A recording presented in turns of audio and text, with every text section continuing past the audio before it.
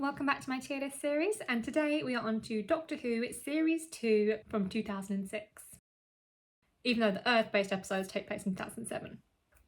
Let's get straight into it with the first episode, New Earth. So this episode got a 3, and I do think that it's a fine episode. It's not the best first episode of a series I've ever seen, but it is a decent episode, and I think it's fine. It terrified me as a child. I had to go to a hospital pretty soon after this episode aired to visit one of my relatives who was in the hospital. I was constantly terrified, looking at every door, every lift, because I thought these diseased people were going to come out like they do in the episode. So it definitely works as a Doctor Who episode, I can't deny that. It may not be one of my favourites, but it definitely is a Doctor Who episode. And at any rate, I've definitely seen worse openers. I really like the way that Billy and David play Cassandra. I just love the voice that Billy puts on and the way that David just goes all loose with it. It's a joy to watch them both playing Cassandra. It's just great. Speaking of Cassandra, I really love as well in this episode the fact that she actually does develop as a character and gains empathy and whatnot from being in other people's heads. She literally has to travel into other people's minds to do it, but she gains empathy and understanding, and the character development that she goes through in such a short space of time is so good. I do think from the perspective of having a returning villain, I think it's a real well-crafted story for giving them an end. So I think I'm going to put New Earth into upgrade in progress. It's not the best episode, but I've seen worse, and I do think they did some nice things with Cassandra's character development. And the MVP for the episode is Lady Cassandra herself, specifically post-character development Lady Cassandra. Next up is Tooth and Claw. This episode got a 4, and I do think it's a fairly decent historical. I don't know how the fandom at large thinks of this one, but I think it's a really good episode for a historical Doctor Who episode. I like the fact that we've got the werewolf, but he's got a sci-fi reason for being. That's one of the things I love about Doctor Who, is when they take mythical or fantastical creatures and they give them scientific reasons for being. Oh, they're just aliens. I prefer that rather than what later seasons of NewWho did. I do love as well in this one the links back to Classic Who, which we'll see more of in the next episode. But in this one, the Doctor uses one of his best companions, Jamie McCrimmon. He uses his name when he is asked for a name by Victoria's guards. And Victoria herself, Queen Victoria, is played by Pauline Collins, who played Samantha Briggs in a Jamie episode of Classic Who. I like the little Classic Who callbacks, even if they're not intentional, I don't know, but I like it. Also, the Doctor calls Rose a timorous beastie, which was one of Jamie's famous lines, and I just love it. Any sort of callback to Jamie, I love it. The transformation scene is horrifying and wonderful. I think that's really done well. Although the host mentions to Rose about how she's got some of the wolf in her, which I find ridiculous. Bad Wolf was nothing to do with a wolf. It was just the name of a corporation that Rose took the words of when she was Bad Wolf Rose and spread them across time and space so that she would be led back there. It's nothing to do with an actual wolf. There's nothing of the wolf in her. If anything, there's something to do with a TARDIS in her. Yeah, that bit just didn't make sense. I don't like the wolf things to do with Rose because she has nothing to do with a wolf. One last thing about this episode that I really like is Rose and the Doctor are having such fun. Oh, there's a werewolf, oh yay! And Victoria calls him up on it. She calls him up on it like, is this a game to you? People are dying. What the fuck is going on here? I like that because Rose and the Doctor need to be called out sometimes on their behaviour. For them, it's completely normal. It's just another Tuesday. But for everybody else in the situation, it's horrifying. It's not something that's normal. It's not something they go through every day. People are dying. And I do like that when characters call out the Doctor and his companion, whichever series it is, I like when they're called out on that sort of behaviour because it does remind them to actually understand that people are in a horrifying situation. Anyways, overall, I think I'm going to put this episode into... I think I'm going to put it into fantastic. I'd say it's a low fantastic because I don't think it's the best episode and I don't think it's the best historical, but I really do enjoy it. If I did a big spinner of Doctor Who episodes and it happened to land on this one, I wouldn't be sad about it. So I do think it's a good episode. And the MVP for the episode is Lady Isabel. just purely for figuring out the mistletoe thing. And also when the wolf went in the kitchen and she didn't sort of like push the maids in front of her to survive, she huddled with the maids and held them close and whatnot. She was fairly decent, so she's MVP. Next up is school reunion. So this episode got a 3, and I think that's going to be a bit controversial, but let me explain.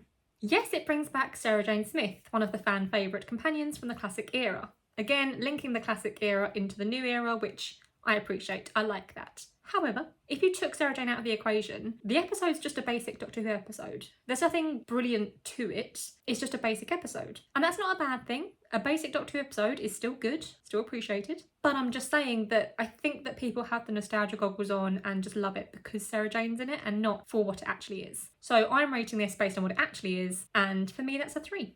I do like the introduction of Sarah Jane Smith because as a child I had no idea who she was, and she's just introduced so normally into the story like any character would be, and then when the Doctor sees her, that's when you get the emotional moment of Sarah Jane, and you see, oh, this person means something to the Doctor, he knows this person, and she has no idea who he is because his face has changed. And then later on, the scene where she finds the TARDIS and it's all dark with the lighting in a certain way and she sort of backs away and the Doctor's there in the background. It's a really epic scene, and I was very confused as a child because I thought she was terrified. I thought she was scared of the Doctor and of the TARDIS. I was like, well, what's happened here? I thought he liked Sarah Jane. So I was very, very confused. But I do think it's a really epic scene, her finding the TARDIS and seeing the Doctor and the shadows behind her. It is really good. Rose and Sarah Jane having their little beef was annoying. I'm glad that it didn't last the whole episode and they got over it. Although it is something consistent with Rose's character. She does get jealous a lot throughout her time on the show, and when she returns for cameos and stuff, she's still jealous about it all. So it annoys me, but it's consistent. Last thing I'll say about this is that the Crittertains were quite an interesting villain, and I'm really surprised they haven't come back because according to the lore given to us in this episode, the Crittertains change form depending on the worlds they conquer. So we could have a Crittertain episode and they'll look entirely different. We as the audience won't necessarily know they're Crittertains until the Doctor says that they're Crittertains because they look entirely different. So why haven't they returned? Also, Anthony Head is a fucking menace and I love it. Brilliant. Like, he gave his all in that performance and he was terrifying. Really reminded me of the Demon Headmaster. The Demon Headmaster being a British kids TV show from years back. Back in my day we had the Demon Headmaster. Anthony Head's character in this made me think of that, and that gave me nightmares. Terrified me to my core. It's brilliant. So all that said, I think I'm going to put School Reunion into upgrade in progress. It is a good episode. I wouldn't say it's a favourite. I wouldn't say it's anything special either. It's just an episode of Doctor Who. A good one, but an episode.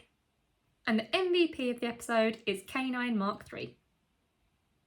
He's a good dog. Next up is The Girl in the Fireplace.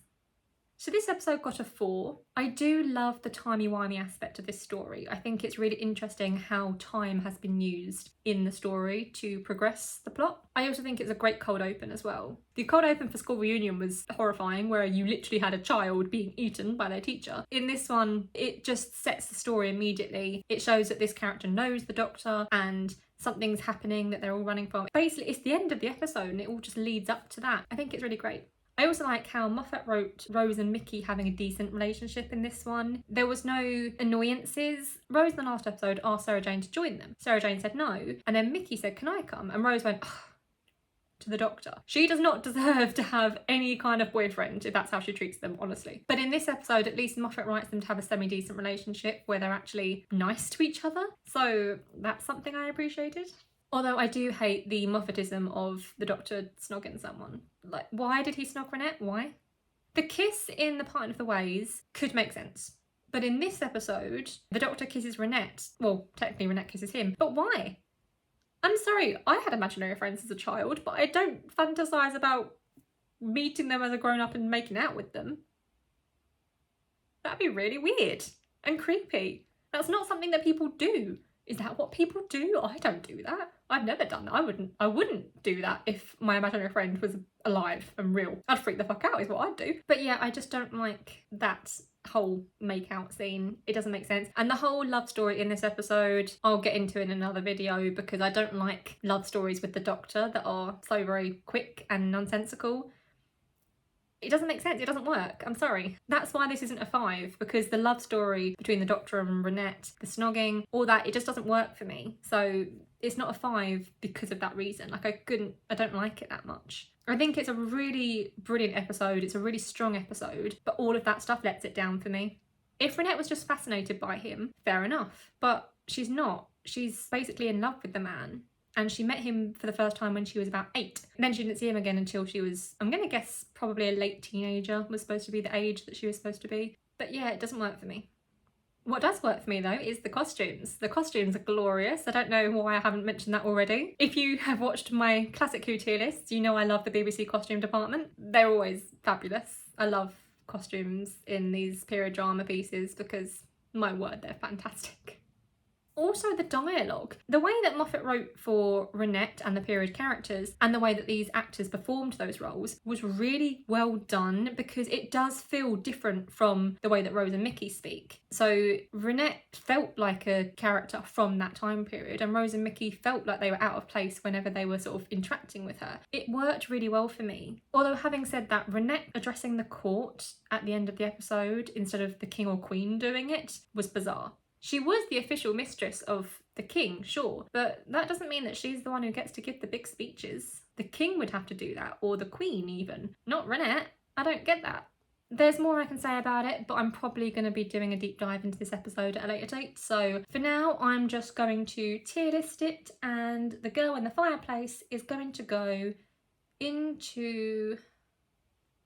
I think I'm going to put it into Fantastic. I was considering putting it into Upgrade in Progress, but I feel like even with all the crappy love story stuff, it's still a fantastic episode, and it's one that I would be absolutely happy to watch again. So I think I'm gonna put it into Fantastic. Also, this was apparently the first episode to give my nephew nightmares with the Clockwork Droids, so I'm a fantastic auntie. And the MVP of the episode is Arthur the Horse. Next up is Rise of the Cybermen.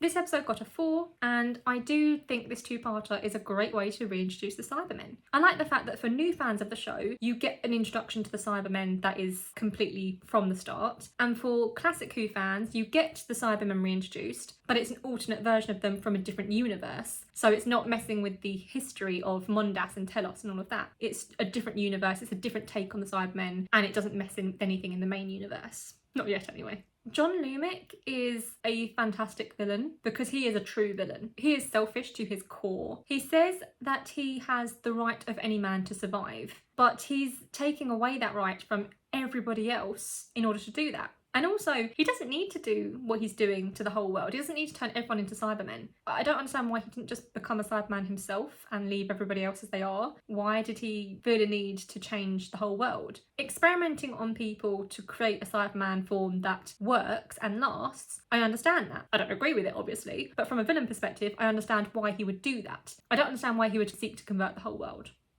So this episode overall, I do think this episode's a really good episode. I like the fact that even though we as an audience see the Cybermen from the start, the Doctor doesn't see them until right near the end of the episode, before the big cliffhanger. And I think that's quite impactful. That moment when the Doctor's breathing up against the glass, looking at them coming from across the green, it's really impactful as showing that these are terrifying villains. And the Cybermen were my biggest fear when I was a child. I didn't care about those sassy space squids in pepper pots. I cared about the Cybermen because the Cybermen could actually be real. I can see certain idiots in the world who think they're geniuses making Cybermen and thinking, ha, I'll live forever. I can see that happening. It terrified me even as a child. The Cybermen were the ones that terrified me because they won't just kill you, they will convert you, and I don't like that. That's terrifying to me. Anyway, I'm going to put Rise of the Cybermen into Upgrade in Progress. And the MVP of the episode is the President of Great Britain. Feels really weird saying that. Next up is The Age of Steel. This episode also got a 4. I think it was just as good as the last one, even though the cliffhanger was resolved really quickly. NewWho cliffhangers are often resolved very quickly and with little ceremony, which I find a bit odd. Sometimes they play it off well, like in the Doctor Dances when the Doctor says about how he's glad that worked because those have been terrible last words. So he makes a joke out of it. Whereas in this one, it's just blink and you'll miss it. And I know it's blink and you'll miss it because I blinked and I missed it. I had to rewatch it because I was like, wait, hold on, what happened? How did they get out of that? Yeah, it's very much a blink and you'll miss it moment. Now this episode, I think, has a lot of really great moments for the characters and emotional beats as well. I mean, Cyber Jackie, when Pete and Rose find Cyber Jackie, it's really horrifyingly heartbreaking because the Cyberman, Jackie, is just deadpan, obviously, it's the Cyberman. But Pete and Rose they're broken by that. And Mrs. Moore and the Doctor, when they find the bride, Cyberman, and oh gosh, they're talking about how they're cold, where's the Gareth, and he can't see me, it's unlucky, and oh my gosh, that woman was about to get married and she was turned into a Cyberman. It's horrifying. And then Mrs. Moore gets murdered by a Cyberman. It's really an emotional episode, and I think that it works really well. Also, Mickey's goodbye is quite an emotional scene as well. I think it's odd that it uses Rose's theme, but Rose's theme does feel like a tragic theme anyway, to me at least. So yeah, I think it works. There's one scene that I love when Pete and Rose have been captured and are in Lumik's weird room, and the Doctor then gets captured and he turns into Dr. Fire for a bit because he says about how, oh, I've been captured, but don't worry, Rose and Pete will save me. No, never mind. It reminds me of the moment in, I think it's Enlightenment in the classic era, when the Doctor is captured and he walks into the room and Tegan's there already having been captured and he's like, fucking hell. While the 10th Doctor to me is like the 4th Doctor in a lot of ways, I think he really feels like the 5th Doctor in more ways. I feel like there's a lot of links between those two. The ending with the Cybermen all realising what they are and what they've become and their heads exploding because they just can't deal with it, I think is really quite sad. It's horrifying, it's sad. And then with Pete and Rose, when she tries to say that he's her dad and he's like, no, and he doesn't accept it. I do like the fact that whereas in Father's Day, Pete was very receptive to the idea that she was his daughter from the future. This Pete is like, well, I didn't have any children. Jackie and I don't have kids. So he's very much rejecting Rose and walking away. I like the fact there's a difference there rather than just the same scene again. So yeah, overall, I think it's a really good episode and really emotional as well. And I think I'm going to put it into fantastic. I didn't even talk about the scene with Mickey's grandmother. And why is Cyber Lumik in a chair? Like, surely the whole point of the Cyberman thing was so that he didn't have to be in the chair that kept him alive and whatnot. So why is he still in a chair even though he's a Cyberman? And MVP for the episode is Angela Price, also known as Mrs. Moore. Next up is The Idiot's Lantern. So this episode got a 3. I don't hate this episode as much as other people seem to, but one thing I will say is fuck that prick Eddie Connolly.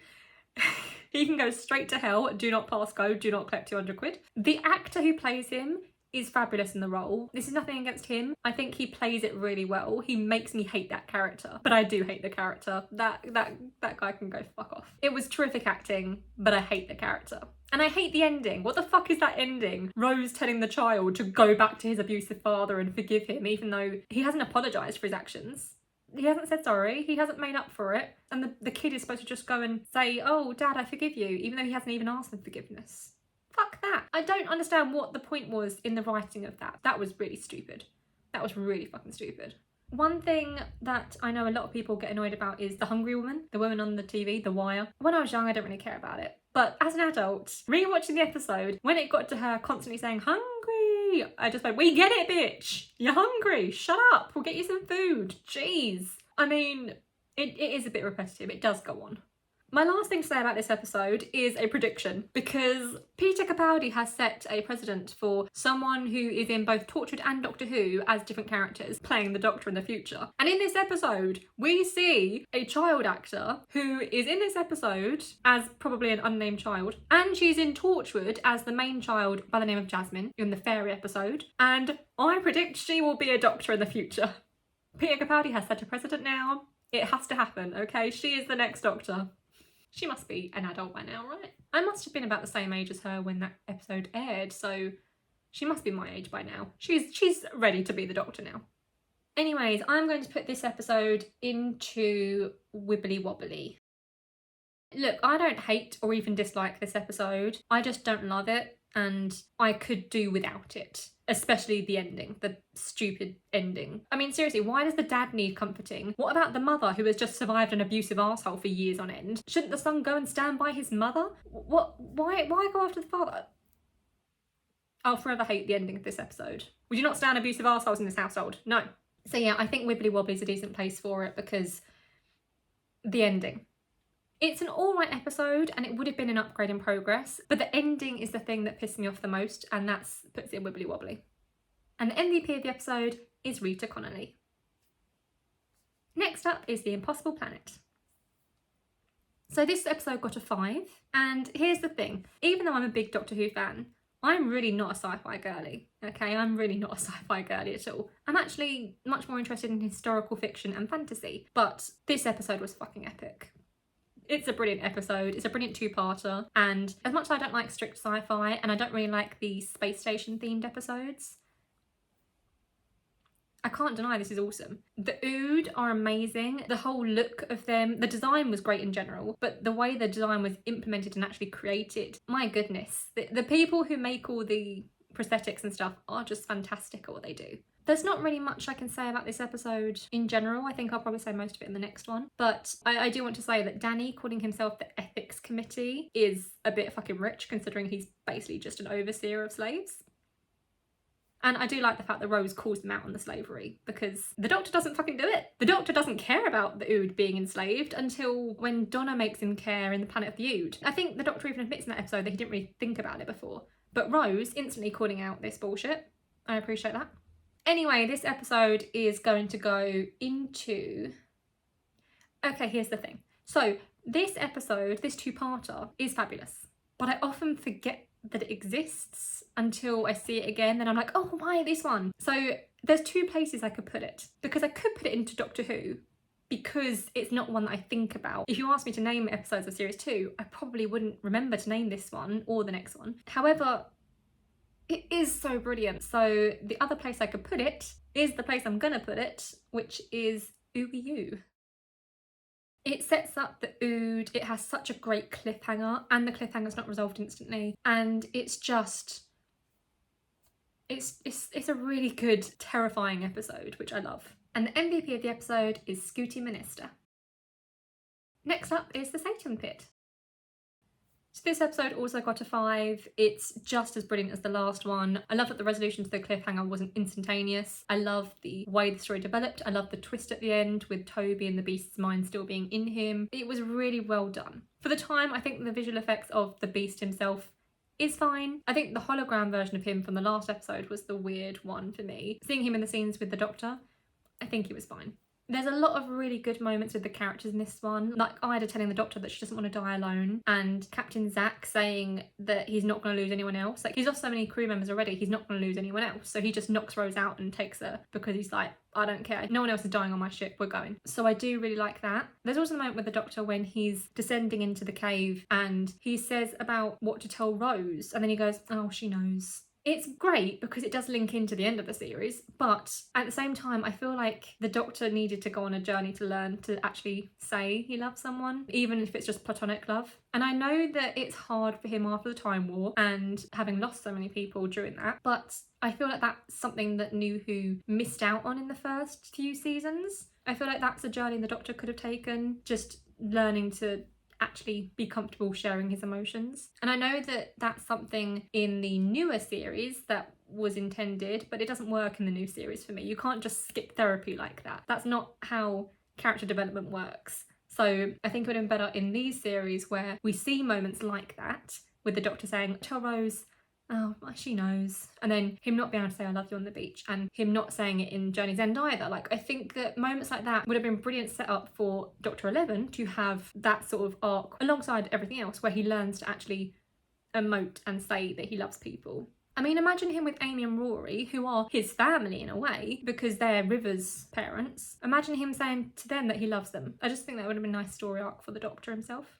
Rose has a lot of great character development shown in this episode, where she just takes charge of the situation, gives people jobs. Everyone's terrified, but she's like, nope, we're gonna just do this. The doctor's missing, but we're gonna do something. And she just gives everyone jobs, does it. She's scared herself, but it's just really helpful in that situation to have someone who takes charge and just tells people what to do and gets on with the thing. Otherwise, people are just going to be stuck and scared, and that's no use to anyone. Giving someone a purpose in a crisis actually helps them to stop panicking, because it gives them something to focus on. And also, that scene shows how much Rose has grown over her time with the Doctor, that she can just do that. She's grown as a person and as a character. She can just get on with it and do that. She knows what to do in crises, and she will get on with it. And she's good at it.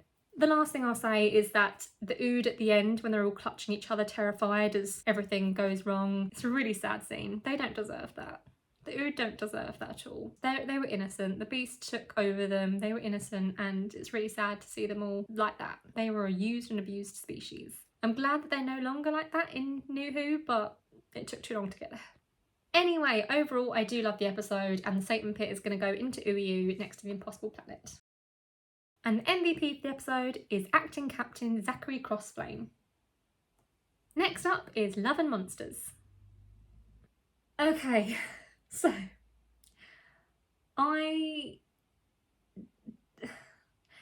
this episode got a 2, and I don't like it, okay? I will admit that on every rewatch, I do like it a little bit more, because I think that the characters are really well done. Having the group of Linda, these people who come together over one thing and then just develop this friendship and love between them, I think that's really something beautiful, and I like that.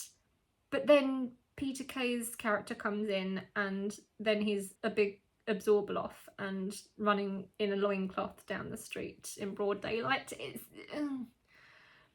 Yeah, it's not the best. I think the Absorbaloff as a concept was quite interesting. And I know that it was the Blue Peter competition or something. So a child made this concept. And I do think it's quite an interesting concept. I just don't think it works in execution. So that's my issue here. Also, as the first Dr. Light story, it's not brilliant. I don't like Elton as a character, and the best part about the episode was the Jackie moments, okay? Especially when you see the Jackie moment after she's talked to Rose on the phone, and when she has a go at Elton as well, and they talk about how she's the one who's living left behind. I do really like those moments, the Jackie moments, because she's a funny character. She's brilliantly funny, but also there's that sadness in her that she has lost her daughter to this man who's taken around the universe. Also with this episode, it has the feel of a found footage episode, because Elton does a lot of talking to the camera and whatnot, which I hate. I hate found footage stuff. It doesn't work for me. The Elton talking to the camera video blog thing, kind of ironic actually. And I have to ask, did the entire budget go on the jukebox soundtrack for this episode? I count deleted scenes and extended scenes as canon. Alternate scenes, no, but extended and deleted scenes, I count them as canon. And those show Elton having his mother alive and well. He says it's his landlady, but a landlady doesn't make you sandwiches and stuff. So very confused about what the storyline was supposed to be with regards to Elton's mother originally. Maybe he was adopted or something and that's that, but it does confuse matters a little bit. So maybe that's why they took it out. Okay, here's the thing. Here's the big one. The Doctor does the single worst thing he has ever done in this episode, okay? Because why? Just why? What Doctor, why? Why would you Why would no one should live as a paving slab, okay? Why would the Doctor think that's a good idea? Like, what is Ursula going to do when Elton grows old, falls over and breaks his hip, and she's just there watching him die, and then she's just there, eternally a face on a paving slab? There's no Elton. What happens then? Does she get put in the ground? Does she get put in a wall to say hello to passers-by on the street? Like, what happens to Ursula? Like, the Doctor did not think this through, and neither did the writer of this episode. I'm sorry, that is a horrific fate for anyone. That is the single worst crime the Doctor has ever committed in the whole of the Whoniverse, okay? This man has committed genocides, and that is the worst thing he's ever done. Even the Master, at his worst, has never done something that cruel to someone. I'm sorry, what the fuck? What happens if she and Elton break up? And the love life joke anyway. Oh my god. Oh. No. This is why the episode gets a 2. Because everything good about it is just diminished by this travesty. The episode, honestly, is perfectly fine until the first Saxon mention of the series. And then it all goes downhill after that. Once the Absorbloff is revealed, everything goes downhill, and it keeps going all the way down the hill. And then when it reaches the bottom of the hill, it's like, oh no, this was just a little bit. There's more hill to go down. I can't. See, I'm struggling because before my rewatch, this would have gone straight into Scar Sewers. But now I'm thinking, do I put it into Wibbly Wobbly? Because the first half of it was fairly decent. There were some good points about it. Or do I just be harsh like I was planning to be anyway and put it into Scar Sewers? Because I want to be a little bit more critical with the new series because it deserves criticism. As a fan, you should criticise the things you love. And Love and Monsters just isn't it for me, or for many fans. So I think I'm going to put it... yeah, fuck it. I'm going to put it in Scar Sewers. Love and Monsters is in Scar Sewers. And I'm going to attempt to forget that Ursula is a paving slab having oral sex with a human man, and that she will never ever ever die. She will just constantly live as a paving slab watching the world go by. My god, she should have been in the end of the world. She should have been the last human rather than Cassandra. And the MVP of the episode is pre-paving slab Ursula Blake. She was a feisty bitch and she wasn't letting anyone hurt her man, which I appreciate. She did not deserve her fate. Next up is Fear Her.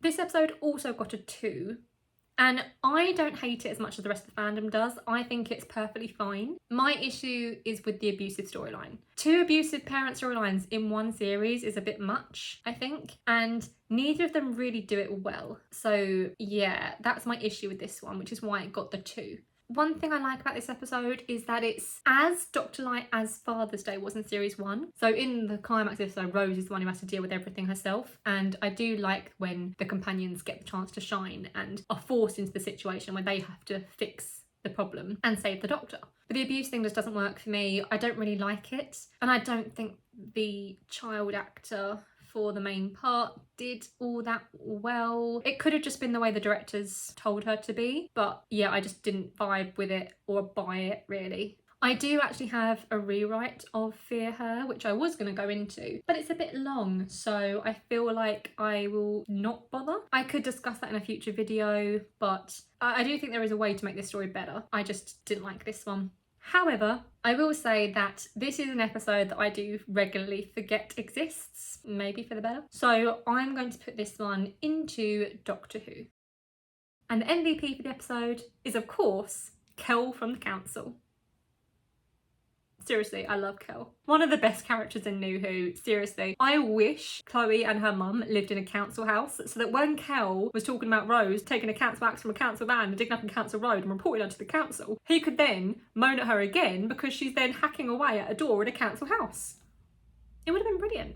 Why not give Kel more? We love Kel. I mean, he is just a man doing his best work for the council. If only we could all have the same sense of job satisfaction as Kel does when he paves a road.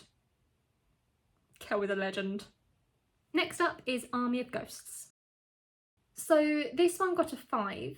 I really like the concept of the episode where the Doctor and Rose come along and Jackie's like, oh yeah, your granddad's going to be here soon and he's a ghost. And Jackie knows what's going on and the Doctor doesn't. Well, Jackie thinks she knows what's going on. And I like that the Doctor and Rose just walk into something that should be normal and nope, it's not. I love those sort of moments when it sort of catches them off guard. I'll also forever love the Russellism that is the news channel click-throughs. I think it really brings the world together when you see the news channels and people talking about it across the world and stuff like that. My only issue is, why does Jackie have global news channels on her TV?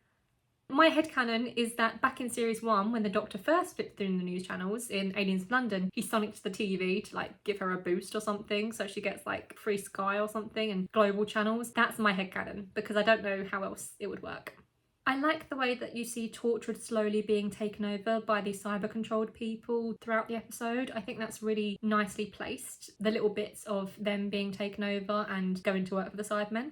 And the cliffhanger. I mean, the ending cliffhanger of this episode lasts about 5 minutes. It's a good 5 minutes at least, but it's so epic. You've got the reveal of Mickey, the reveal that the sphere's opening, you've got the reveal that the ghosts are actually Cybermen. You've got so much going on. It's just so epic. And then the Daleks come out.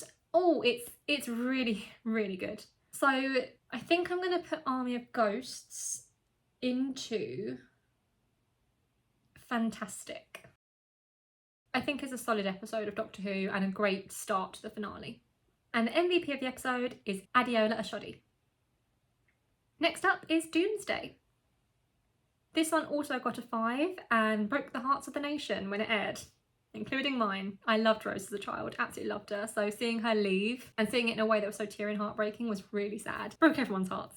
But I do have to say, I think the absolute sass fight between the Daleks and the Cybermen made the episode. It wouldn't be as fantastic as it is without that sass fight. Jackie Tyler is brilliant in this. She's a terrific mother. She's scared for herself and she's worried about Rose, but she'll just do as the doctor says because she knows that he's the best chance to save her daughter. And then later on, when they're at the beach and Rose starts crying when the doctor leaves, Jackie just runs to her straight away. She knows that her daughter needs her. Jackie's brilliant. I will hear no bad words on Jackie Tyler. The build-up of the Doctor wearing the 3D glasses throughout the two-parter is really interesting to see it come to fruition as what it actually is, because as a child you think, why is he putting on 3D glasses? That's weird. And then there is a reason for it. I think it's odd that we don't see them before or since, but I like it. I like the actual build-up to it rather than him just doing it once and then that's it. Dalek Khan at one point says social interactions will cease to stop people talking to each other when they're supposed to be working or something, and I'm now just imagining Dalek Khan with a little tie and working in middle management. Yvonne Hartman being really fucking brave and walking into the Cyberman conversion chamber because she knows she hasn't got a choice and she's adamant she did her duty and all that. Do I think Yvonne Hartman was a good person? No. But do I think that she's really fucking brave in her final moments? Definitely. She really did do well in that, and that's a terrifying situation to be in, and she just bravely walked through it. And then the scene with the Doctor and Rose banging against the wall, oh, my emotions. It really is a heartbreaking episode, and the cliffhanger with Catherine Tate showing up really just snapped your emotions away. It's like, wait, what? I do like that in a way, but I also think that sometimes you need to sit with the emotions. So I'm glad that in a later series they cut out the cliffhanger bit and just left you with the sadness. But in this one I think it works fine. Anyway, this episode is brilliant. It is a masterpiece of Doctor Who and it broke everyone's hearts. So I'm going to put it into NewWho. And the MVP for the episode is Cyber Yvonne Hartman. She did her duty for Queen and Country. And the final episode of the series is The Runaway Bride. This episode got a 4 and was the start of the new logo being used. I say that, the orangey logo was used in the end credits of every episode from series 1, but the opening credits was the silver logo, and I don't understand why they had 2 different logos, and the orange one is definitely better, so I very much appreciate them using the new logo here. So this episode has David Tennant and Catherine Tate, which means it's absolute perfection. However, I don't think it's my favourite episode or my favourite Christmas special. Also, I have arachnophobia, so the giant spider creature does not compute with me. I don't like that. Whoever designed the Arachnos, I hate you. I do love how at the beginning of the episode we're just thrown right in with the quick talking of Donna and all that. It really does just set up who this character is and that she's just a gobby woman.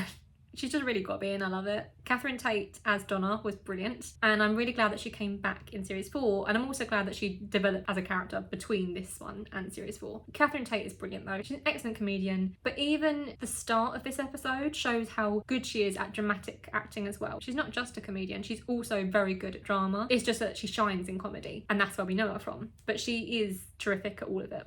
I will say though, I hate how Donna was written as a pathetic loser who begged Lance over and over and over again to marry her. It doesn't feel very Donnery that we know from series 4, and it doesn't feel nice to watch. I don't like it. I don't like Lance anyway, so I don't want her to marry him obviously. But yeah, I don't like the begging for marriage. It's not a good look on Donna. Speaking of Lance though, why did that prick think he was going to be the one special human who the Arachnos and all her children didn't eat? Why do people who work for bad guys think that they're the special one who's not going to be eaten or destroyed or converted or whatever? It doesn't make sense. You're working for a bad guy. He wants to do this to the whole world. Why are you thinking you're special? But thankfully the Arachnos is sorted because that good old Mr. Saxon, Minister of Defence, he shoots down the ship. You know, I've heard a lot of good things about that guy and I think he's leading the polls at the moment. I mean, if he shoots down a massive spider ship, he's got my vote. Seems like a great guy. I'm sure he'd be a great PM. One other thing about this episode though is that this is the first instance that I found of Russell T Davies' fascination with names. There's an ending line where Donna asks the Doctor what the friend's name was. Like, she calls him back and asks him what his friend's name was, and then he goes again. Why? The name means nothing. Just Rose, but that means nothing. Donna wouldn't need to know that. I don't understand what that is about. There's worse moments in the End of Time Part 1 and in the next Doctor. There's worse name moments, but this one is just so weirdly out of place and unnatural and just bizarre. I don't understand why the question was asked. I don't understand what the point was in the story. We know about Rose, so that's just odd to me. If any audience members watch Doctor Who at Christmas and not any other time, they wouldn't need to know about Rose. So I don't understand who that was for. Anyway, having said all that, I'm going to put The Runaway Bride into Upgrade in Progress. I think it's a fun episode with the Doctor and Donna, but outside of that, I don't really care about the main storyline and I hate the Rachnos, so. And the MVP for the episode is Mr. Saxon. Okay. Fine. The MVP for the episode is Rodri. Happy now? And that is it. That is series 2 completed. Looking at the tier list, it does look like it's still a decent season, even though there are a few lower down. But overall, it's still a really good season of Who, and I would agree with that. Out of the first Russell T Davies era, I would say series 2 is probably my least favourite, but it doesn't mean that I don't like it. I very much like series 2. I'm pretty sure series 2 is my first series. I feel like I watched series 2, or at least part of series 2, before I found out that there was a series 1. I did eventually find series 1 and watch all of that, probably in between episodes of series 2, but yeah, it's still a series that I love. Looking at the season stats, the most common score was a 4 and the season average is a 3.83. On to the quote of the season now. We have 3 options, and as with the last week, I will put a poll out in the post tab thing and you can select which one you think should be the official quote of the season. The first one comes from School Reunion and it is Sarah Jane when she talks to the Doctor. And she says, "The universe has to move forward. Pain and loss, they define us as much as happiness or love. Whether it's a world or a relationship, everything has its time and everything ends." It's a bit of a bleak quote, but I just think it's a really good quote for Doctor Who. The next quote comes from The Idiot's Lantern, and it is Tommy talking to his father, who clearly votes for reform. And Tommy says, "You don't get it, do you? You fought against fascism, remember? People telling you how to live, who you could be friends with, who you could fall in love with, who could live and who had to die. Don't you get it? You were fighting so that little twerps like me could do what we want and say what we want. Now you've become just like them." Just feel like we should all remember what we fought against in the last World War before we commence the third one. Just a thought. And the final quote comes from Doomsday, and it is the Cyber Leader and the Doctor as the Cybermen are infiltrating people's homes, and the people start fighting back, and the Cyber Leader is confused about that. So the Cyber Leader says, "I ordered surrender," and the Doctor says, "They're not taking instructions, don't you understand? You're on every street, you're in their homes, you've got their children. Of course they're going to fight."